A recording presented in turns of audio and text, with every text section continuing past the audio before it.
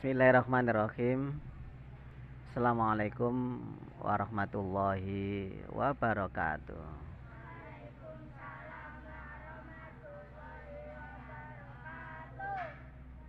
Ya, oke anak-anak. Kita bertemu kembali dengan pembelajaran PAI ya, Pendidikan Agama Islam dan Budi Pekerti ya. Nah, anak-anak, bagaimana kabar kalian pada hari ini? Ya, baik ya, sehat ya. Semoga kalian semua selalu dalam lindungan Allah Subhanahu wa Ta'ala. Nah, seperti biasanya, sebelum kita mulai belajar, mari kita berdoa terlebih dahulu ya. Berdoa mulai.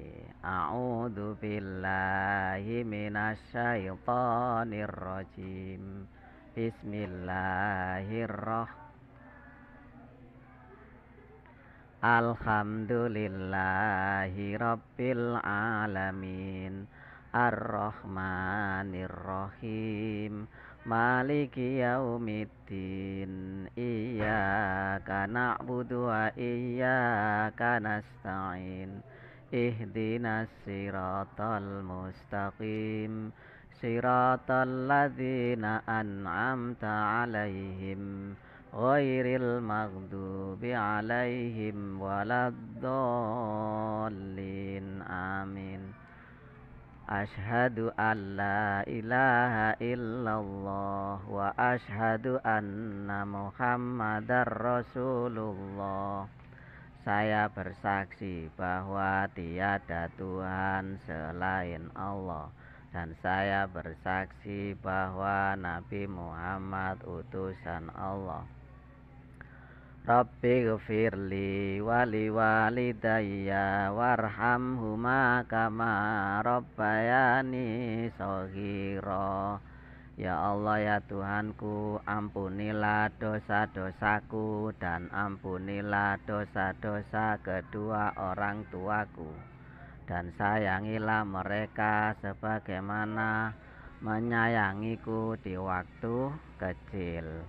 Rabbis rohli sodri wa yassirli amri wahlul uqdatam min lisani yafqahu qawli.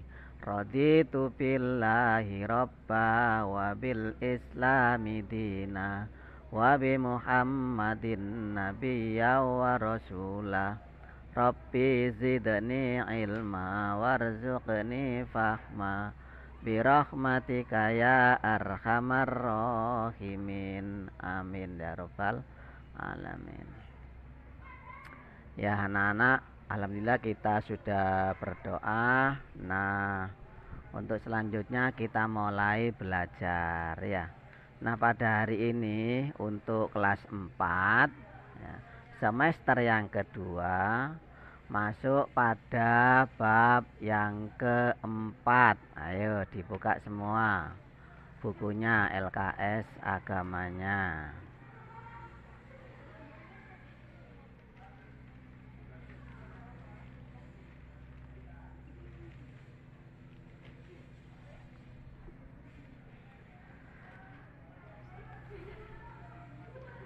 Yaitu tentang apa itu? Bab yang ya, mari melaksanakan sholat ya. Bab yang keempat ya, yaitu tentang mari melaksanakan sholat ya. Mari melaksanakan sholat ya anak-anak.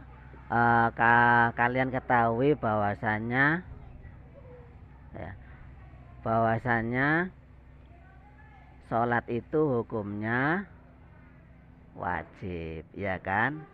Sholat hukumnya wajib ya. Kalau memang hukumnya wajib, berarti sholat itu harus dilakukan,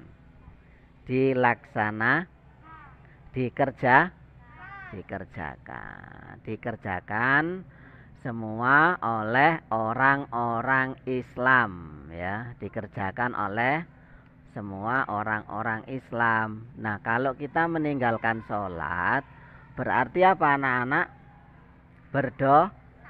Iya, kalau meninggalkan sholat berarti berdosa. Tidak boleh kita meninggalkan sholat, ya, walaupun satu waktu, ya. Nah, di dalam Islam itu kan sholat wajibnya, ya, atau sholat fardu itu ada berapa waktu? Ayo, ada berapa waktu? Ya, ada 5. Ya, pertama di pagi hari ada sholat apa? Berapa rakaat? Ya, terus kemudian siang hari sholat duhur berapa rakaat? 4. Kemudian sore hari sholat asar berapa rakaat? Ya, 4 rakaat. Kemudian menjelang malam, ya, sholat berapa rakaat? 3 rakaat. Kemudian malamnya sholat isya berapa rakaat? Ya, sholat isya 4 rakaat. Jadi kalau di total ya 17 rakaat dalam sehari, ya. Kalau sholat Jumat itu penggantinya sholat duhur. Pada hari Jumat, ya, sholat duhurnya diganti dengan sholat Jumat. Bagi yang laki, bagi yang perempuan tetap sholat duhur di rumah 4 rakaat. Kalau sholat Jumat berarti berapa rakaat? 2, ya. Sholat duhur ya 4, ya. Sedangkan sholat Jumat kok 2, padahal sholat Jumat itu penggantinya duhur, ya. Mestinya sholat Jumat kan 4, sama dengan sholat duhur. Nah, sebagai gantinya maka hanya 2 rakaat, ada ceramahnya, ya kan? Ada ceramahnya. Makanya sholat Jumat ketika melakukan ibadah sholat Jumat itu tidak boleh terlambat, ya. Sebelum khotibnya naik ke atas mimbar. Tahu khotibnya? Khotibnya itu yang ceramah itu loh, namanya khotib, ya. Nah, sebelum khotibnya naik ke atas mimbar, untuk yang laki-laki, ya, yang berjamaah salat Jumat itu sudah berada di masjid. Tidak boleh menunggu azan, tidak boleh. Jadi sebelum azan dikumandangkan, sebelum khotib naik ke atas mimbar untuk menyampaikan materinya, materi khutbah Jumatnya, maka kalian sudah siap berada di dalam masjid. Yang laki-laki loh, ya. Ya. Nah, itu namanya apa? Rangkaian ibadah sholat Jumat, ya. Jadi sholat Jumat itu tidak hanya sekedar sholat Jumat 2 rakaat saja, ya. Tapi apa? Mendengarkan ceramahnya, mendengarkan khutbahnya. Nah, itu sebagai pengganti daripada 4 rakaat sholat duhur, ya. Sholat Jumat diringkas menjadi 2. Nah, kan enak kan menjadi 2 rakaat. Tapi apa? Harus mendengarkan khutbah Jumat, ya. Nah, kalau gak mendengarkan khutbah Jumat berarti sholat Jumatnya tidak sah. Begitu maksudnya itu, ya. Makanya rangkaian sholat Jumat itu harus dilalui, harus diikuti mulai awal hingga akhir. Nah, jadi seperti ini. Misalkan sholat Jumat dimulai setengah 12. Nah, jam 11.15 kalian sudah berada di dalam masjid, ya. Sebelum dimulai sholat sunnah 2 rakaat dulu, ya. Setelah sholat sunnah 2 rakaat berzikir. Nah, begitu menanti azan dikumandangkan, menanti khotib naik ke atas mimbar. Begitu. Itu namanya rangkaian ibadah sholat Jumat. Nah, kalau kalian datang sholat Jumat tengah-tengah, pada waktu khotib menyampaikan ceramahnya, ya, berarti kalian telat, terlambat. Bisa jadi ibadah sholat Jumatnya tidak sah, tidak diterima karena kalian terlambat sholat Jumatnya. Nah seperti itu, makanya anak-anak yang laki-laki jangan sampai kalian terlambat melaksanakan ibadah sholat Jumat, ya toh, harus diawali begitu ya. Nah, oleh sebab itu, demikian juga dengan waktu-waktu sholat yang kita kerjakan pada setiap harinya, tidak boleh terlambat.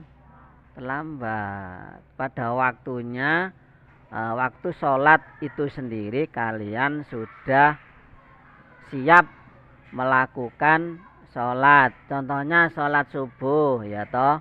Biasanya jam 4 ya, kadang jam 4 lebih, kadang jam 4 kurang. Nah jam 4 itu sudah siap sholat subuh. Jangan terlambat, jangan telat.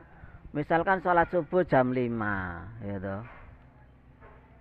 Apa ini subuh jam 5 ya, sudah habis waktunya ya.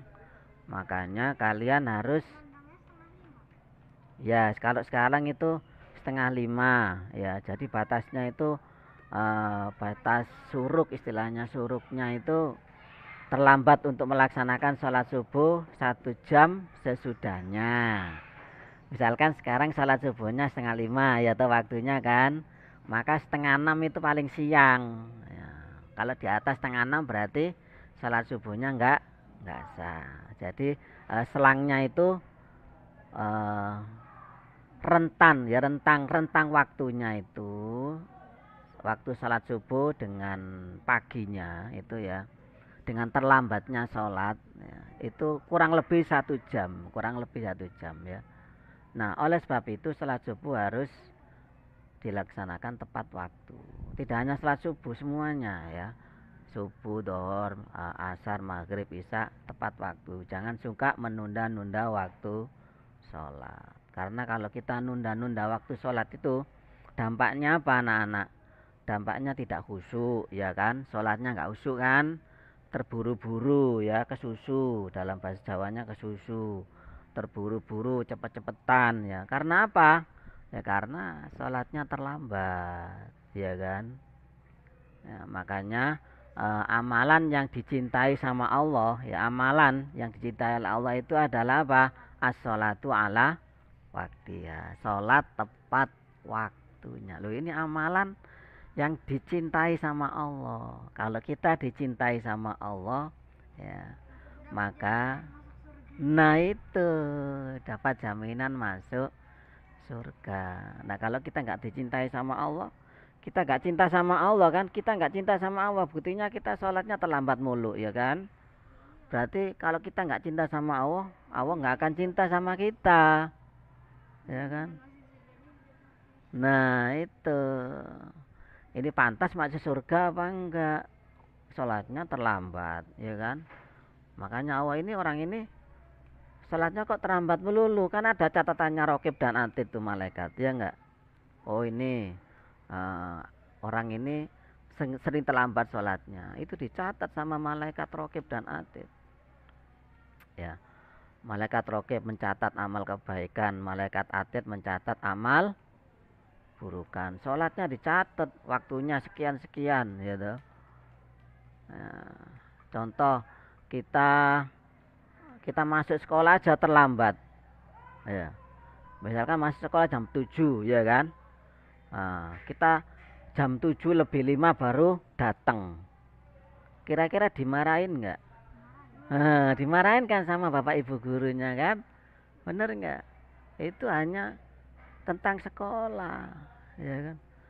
Lah ini Allah yang manggil sama kita nih ya kan. Allah yang ngasih rezeki, Allah yang ngasih kesehatan ya kan. Allah yang ngasih rezeki pada orang tua kita ya kan. Allah yang ngasih kesehatan, Allah yang ngasih pekerjaan ya. Allah yang mengasih oksigen, ngasih hidup sama kita. Banyak kan. Nah itu Nah, itu kan satu oksigen ya, kalau di rumah sakit oksigen itu hitungannya per detik, per menit tuh. Berapa rupiahnya? Banyak sekali ya kan, masa pandemi yang kemarin-kemarin tuh ya banyak yang kekurangan oksigen ya kan, sampai dibantu di rumah sakit oksigen. Nah, itu nggak gratis, bayar itu ya kan. Nah, sekarang kita selama hidup kita dikasih gratis oksigen sama Allah. Ketika kita dipanggil sama Allah, nggak moro bahasa Jawa nih, iya kan. Nggak datang, nggak lekas datang. Nanti dulu ya Allah loh. Nah, kalau kita dikasih rezeki, wis kok dhisik, kon gak tak rezeki ya apa ngono.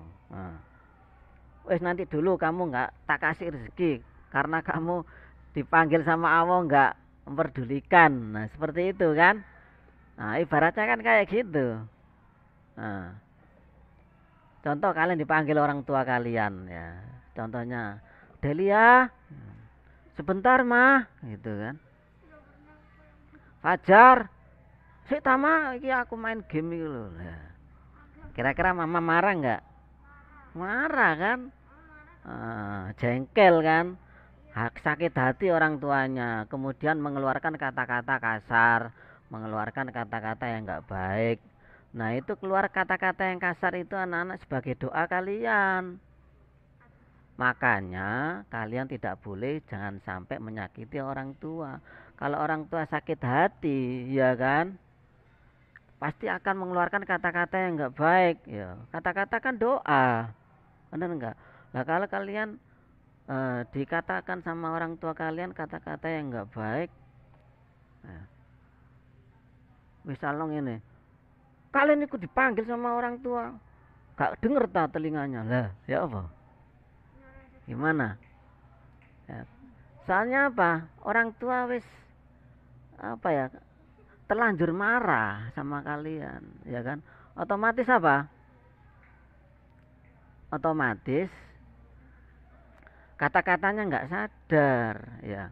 Maka apa yang terjadi anak-anak? Ya. Nah, kalau dikabulkan sama Allah gimana, ya toh? Telinganya nggak denger gitu.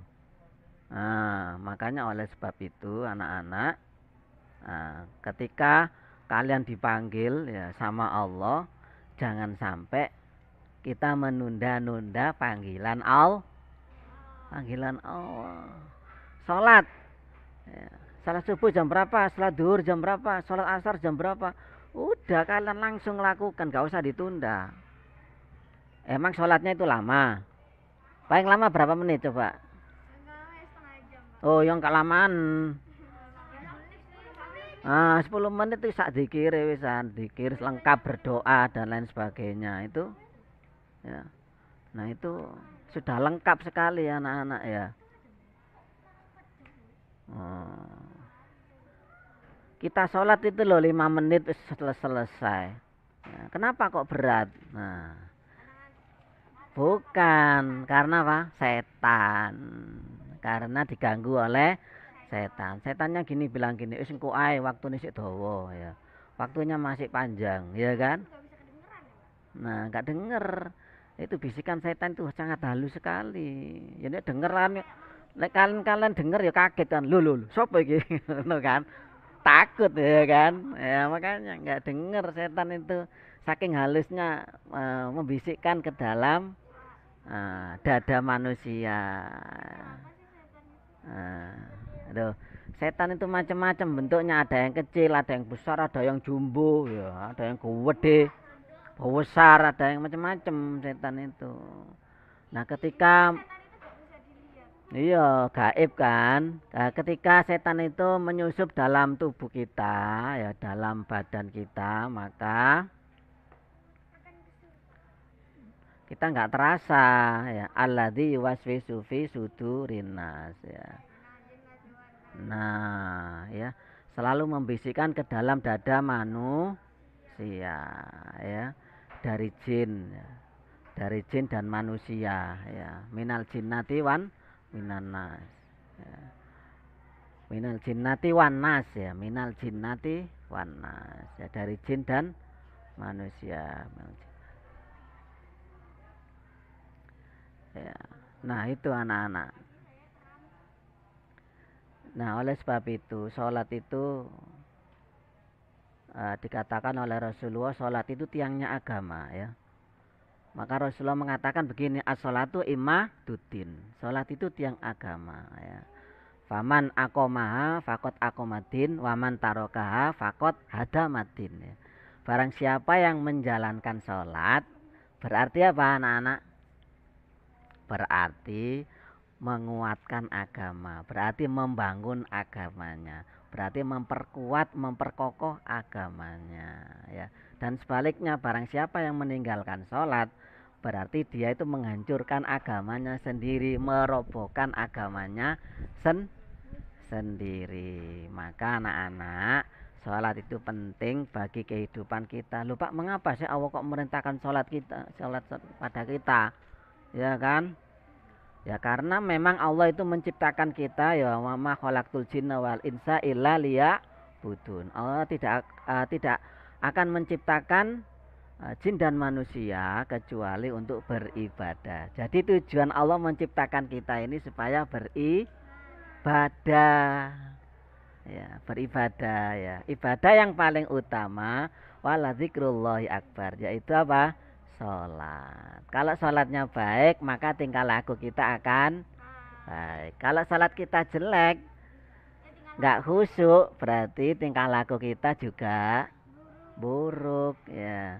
Allah mengatakan di dalam surat Al-Ankabut itu ya, wa aqimis sholat inna sholata tanha anil fahsya'i wal munkar ya. Tuh, dirikanlah sholat karena sholat itu akan mencegah kita dari perbuatan keji dan munkar. Nah anak-anak, demikianlah tentang sholat bab yang keempat semester yang kedua, yaitu mari melaksanakan sholat. Nah untuk pembelajaran PI pada hari ini cukup selesai anak-anak. Semoga ilmu yang kita pelajari bermanfaat dan mampu kita praktekkan dalam kehidupan kita sehari-hari. Nah untuk itu kita akhiri dengan bacaan hamdalah ya. Alhamdulillahi rabbil alamin. Subhanakallahumma wa bihamdika ashadu an la ilaha illa anta astaghfiruka wa atubu ilaik. Rabbana atina fid dunya hasanah wa fil akhirati hasanah wa qina adzabannar. Subhana rabbika rabbil izzati amma yasifun wa salamun alal mursalin walhamdulillahi rabbil alamin. Amin ya rabbal alamin. Ya akhirul kalam. Wabillahi taufiq wal hidayah wa ridha wal inayah. Wassalamualaikum warahmatullahi wabarakatuh.